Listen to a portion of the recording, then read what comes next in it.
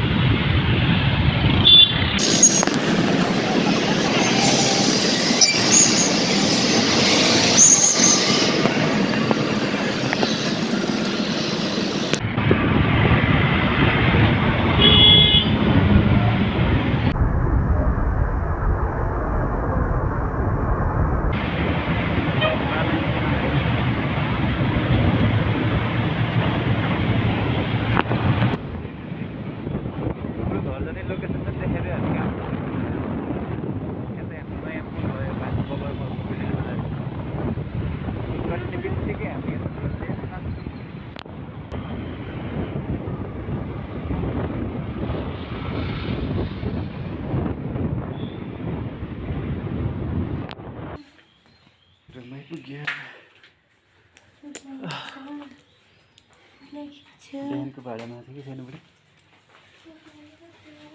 पानी बोक्दै थियो क्या म तिमीले फोन गर्दाखेरि यहाँ आलु उसिनेको छ ए आलु फ्राई गरेको ए आज आलु उसिनेर खाजा खाने रेडी पाएँ खाजा खाने घरमै आउने भनेर हेर नि सानो छैन मुसीको पानी त थोरै हालेको थियो त कति धेरै भएछ ल गाइस हेर्नु है हामी त आलु तास थाल्यौँ अब आलुको खाजा आज कस्तो बन्छ म एकैछिनपछि देखाउँछु आज घरमै बनाएर खाऊँ न त खाजा भनेर घरमै खाजा बनाउने सुसार गरियो एकैछिनमा हेर्नु त कस्तो खाजा बनाउँछ ल मिठो बनाएर खुवाउँछु कि तपाईँले खाजा हेर्नु गिलास हुँदैछ होला फटाफट बनाइरहेको छु तपाईँ त रुखमा रोपेको कि ग्लासमा रोपेको भने नि फेरि केटीहरूलाई यसरी पनि धनियाँको संरक्षण गर्न सकिन्छ केटीलाई ल्याएको 2 दिन भयो अहिलेसम्म जस्ताको छ अझै यो 2 दिनसम्म टिक्छ भन्ने मलाई लागिरहेको छ यो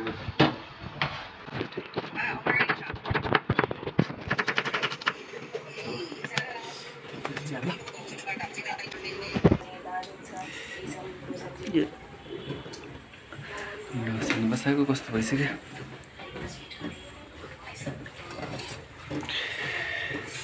अन्डा नि पाक्नु पर्छ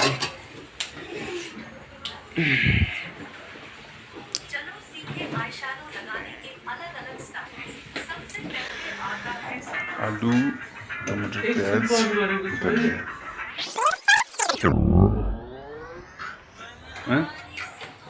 बग्ला एकछिन रोक नि त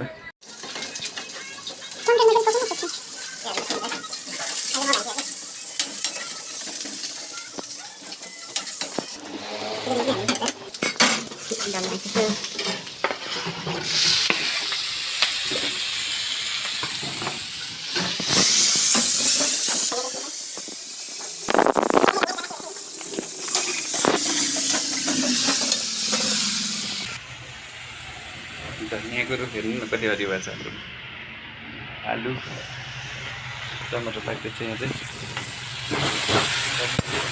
ग्रेभी बनाएर आलु प्याज भुजा खाइन्छ आलु भुजा ग्रेभी यहाँ मान्छे बसिरहेछन् भोकले सिकिस्तै भएर कति बेरसम्म हो तिम्रो ड्युटी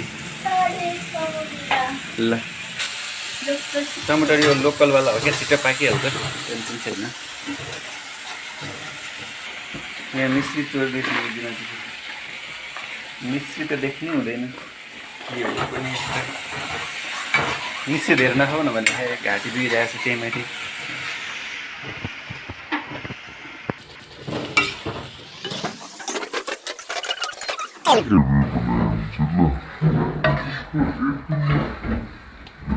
ग्रेभी बनाइदिन्छु ल यस्तो मात्रै अब हाल्ने अब कति हतार गरेको कि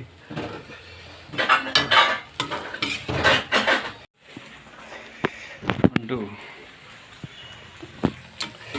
खाजा लगभग रेडी भइसक्यो।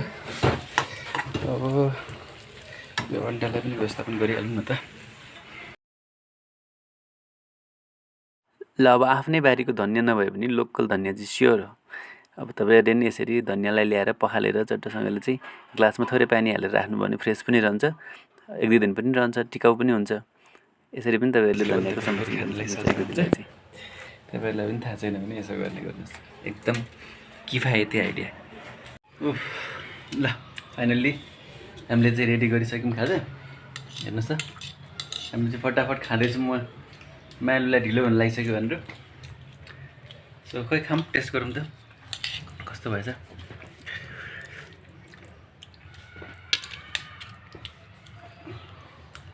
ओहो,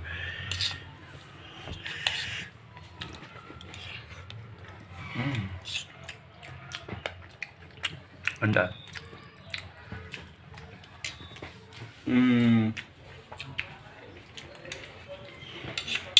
nice. So, if you want to rate this khaja out of 5, how much would you give for me? 5 out of 5. Oh my god, thank you. And finally खाजा खाइयो साथीहरु। तपाईहरु पनि यस्तै मिठो मिठो खाजाको रेसिपी ट्राई गर्न सक्नुहुन्छ। आज अल्लाह खाजा खाने मुड बनेको थियो, घरमै आएर खाइयो। कति बाहिर खाने, सधैँ बाहिरकोले पनि सन्चो गर्दैन भन्ने हिसाबले चाहिँ आज घरमै बनाइयो, खाइयो, रमाइलो भयो। Thank you, thanks for watching guys. Will meet in next video.